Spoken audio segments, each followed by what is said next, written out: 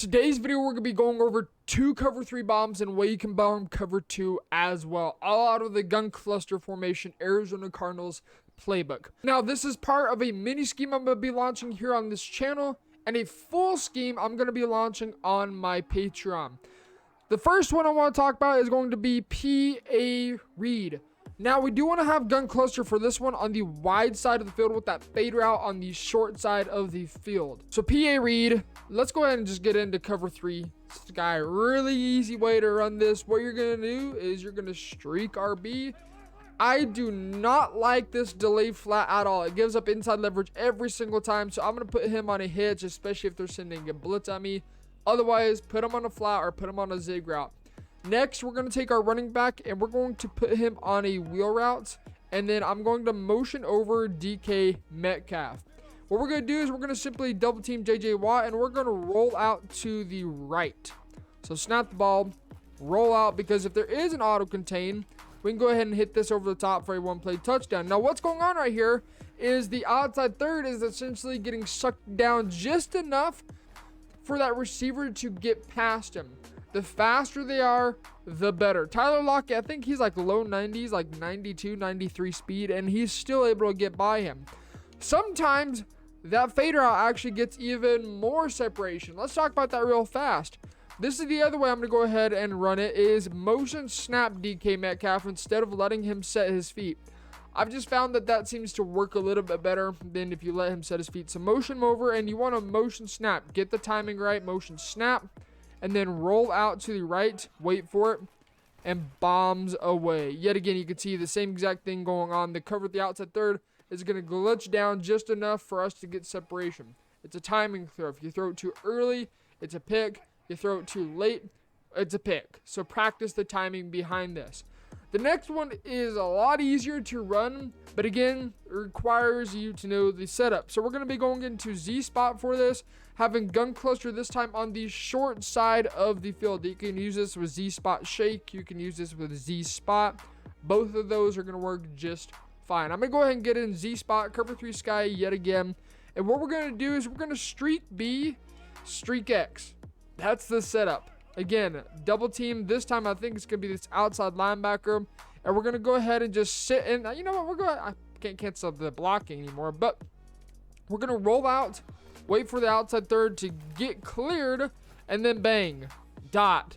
One play touchdown. And you don't even need to actually roll out of the pocket for this one to work as well. Snap the ball. We're probably going to get absolutely screamed at right here. But pass lead it up and to the right. About 1 o'clock. For an easy one-play touchdown. Pass lead, it's super broken this year, so you can't crank that thing all the way to the right and expect a good pass lead. That's just how this game is. The next one is cover 2, how we're going to bomb cover 2. This one, I strongly suggest you have Gunslinger. I'm going to show you guys how you can run this without Gunslinger, but I highly suggest you have Gunslinger. Mesh post, having gun cluster on the wide side of the field. Yet again, wide side for this one. Tampa 2. Really easy setup. Motion out Eskridge, and that's it. That's the setup for Gunslinger. Without Gunslinger, you're going to need your tight end on a streak route. This is more of an out and up, but you're going to have to run it like this without Gunslinger. Otherwise, this is how I like to run this exact setup. A high-low read, and if they don't Mabel the opposite side of gun cluster, you're either going to have the post route or you're going to have the tape route if they're running with zone drops. So now what we're going to do is we're going to double team this guy, and we're going to look for the wheel route. We're going to go ahead and pass lead it to the left. About 2 o'clock. That was a really, really bad rack animation. I hate how they just slow down like that. But you can see bombing cover 2 very easily. This is without Gunslinger, so I'll show you guys the difference. The deep half is going to respect the inside a lot more and cheat less to the outside because he has to.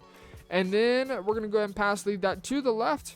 Come on, give me a good, oh, we need a better rack animation than that. But, nonetheless, huge yards against cover 2. Even if they double Mabel and have their flats set to 30, it's going to beat it over the top every single time. A zone drop will not stop this. Again, this is how I like to run it with Gunslinger. This is how I like to run it without Gunslinger. Pretty easy. So again, let's just go ahead and run it with Gunslinger. The setup is just like this. We can also look for DK Metcalf as well if you have time. We're going to have to roll that right here and pass lead that up and to the right. And you can see that post route without zone drops is going to get over the top every single time. With zone drops, whoops, come on, motion over. With zone drops, come on. We're going to hit this tail route. Again, with cloud flats and the way cloud flats play, they're going to play these tail routes pretty good, generally, especially if they have them set to 5. But you can see we're going to get a good solid 5-yard gain. That's a first down. That's a great check down. The bomb is the wheel route. The check down is this little hitch if they send a blitz at you, like Mike Blitz 3. And then if you have time, you can also use the post route if they man up the wheel route. Really good way to attack a cover 2. We'll show you guys the wheel route one last time. Pass lead it up and to the left. And then, oh, come on. Get a better rack animation. But you can see right there, very easy to attack a cover 2 and bomb it as well. The closest you can get for this to somewhat work is about the 30-yard line. This is as close as I'm going to be running this play. If they have zone drops on, I'm not going to run this play at the 30 because if they have zone drops set to 30, it's going to be very, very tough to be able to pull this off. So just kind of like this.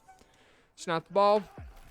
Deep half's going to be able to react a little bit better because it is a closer, more condensed field. But this is about as close as you're going to be wanting to run this cover 2 bomb.